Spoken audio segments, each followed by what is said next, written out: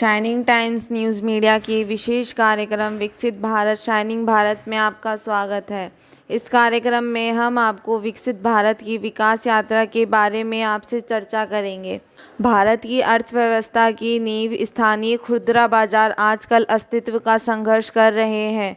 देश के शहरों में ही नहीं कस्बों और गांवों में खुल रहे मेगा बाजार ने परंपरागत खुदरा बाजार को निगल लिया, लेकिन आज का शाइनिंग टाइम्स न्यूज़ मीडिया का कार्यक्रम उसके अगली कड़ी पर है। परंपरागत खुदरा बाजार और मेगा बाजार को ऑनलाइन शॉपिंग बाजार खा गया। घर बैठे सामान खरीदना, कीमत में ज़मीन आसमान का फ़र्क, भारी डिस्काउंट, ईएमआई और क्रेडिट फैसिलिटीज़, इन सब के साथ 100% रिफंड के साथ बिना आर्ग्यूमेंट के साथ रिटर्न सुविधा ने आम और ख़ास भारतीयों को ऑनलाइन शॉपिंग बाज़ार का दीवाना बना दिया है। ऑनलाइन शॉपिंग बाज़ार मॉडल का साइड इफ़ेक्ट ये हुआ कि न केवल परंपरागत खुदरा बाज़ार बेनूर हो गए, बल्कि मेगा बाज़ार भी शटर डाउन हो गए। जयपुर के पोश इलाके में से एक वैशाली नगर का मोस्ट हंटिंग मेगा बाजार नेशनल हैंडलूम यकायक शट डाउन हो गया। देखें शाइनिंग टाइम्स के मुख्य संपादक भंवर सिंह राणावत द्वारा विश्लेषित देश के बदलते बाजार व्यवस्था की ऑन द स्पॉट रिपोर्ट्स। नमस्कार। आज वैशाली नगर की हाट जगह पे खड़े हैं, जहाँ पर रौनक रहा करती थी, बहुत सारा मेला सा रहा करता था, भीड़ रहती थी, बहुत सारे लोगों के हंटिंग पॉइंट हुआ करता था। शायद जगह पहचान गए होंगे, यहाँ की पहचान हट गई है, लेकिन जगह शायद किसी को समझ में आ रही होगी। यहाँ लगा करता था नेशनल हैंडलूम का बहुत बड़ा शोरूम लगता था, लेकिन आजकल यहाँ पर नहीं, न भीड़ है न नेशनल हैंडलूम है। कहाँ गायब हो गया नेशनल हैंडलूम, कहाँ चला गया? बहुत सारी टोरी काम कर रही है। एक कह रहे हैं, कुछ लोग ये बता रहे हैं कि ये रेंट पे था और रेंट एग्रीमेंट रिन्यूअल नहीं होने की वजह से यहाँ से नेशनल हैंडलूम बंद हो गया। एक थ्योरी कहती है कि नेशनल हैंडलूम का बिज़नेस मॉड्यूल है वो थोड़ा अफेक्टेड हुआ है।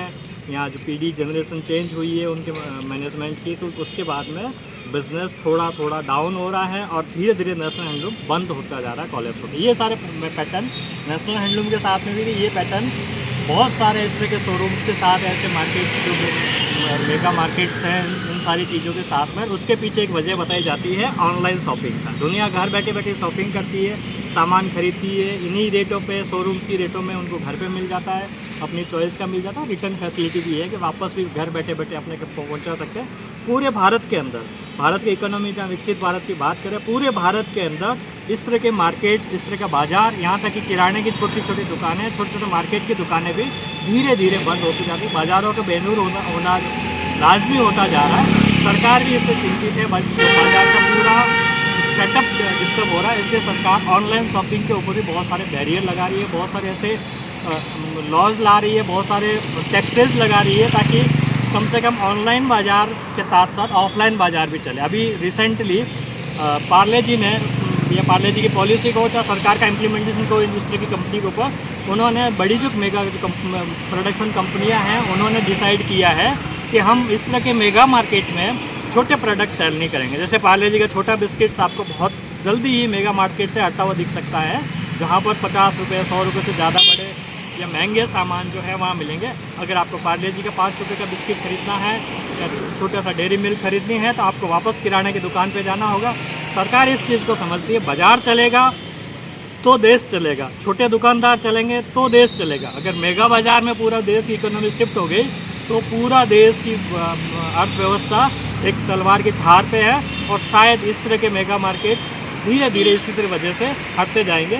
वैशाली का नेशनल हैंडलूम आज यहाँ से नहीं दिख रहा, और आसपास भी कहीं पूरे वैशाली में पता नहीं है नेशनल हैंडलूम कहाँ स्थापित होगा। लेकिन ये ज़रूर है कि जो हार्ट पॉइंट था वैशाली का, वो कम हुआ है, और शायद वैशाली वालों के लिए निराशा की बात है। बाज़ार की जानकारियों के लिए देखते रहे शाइनिंग टाइम्स न्यूज़ मीडिया। नमस्कार।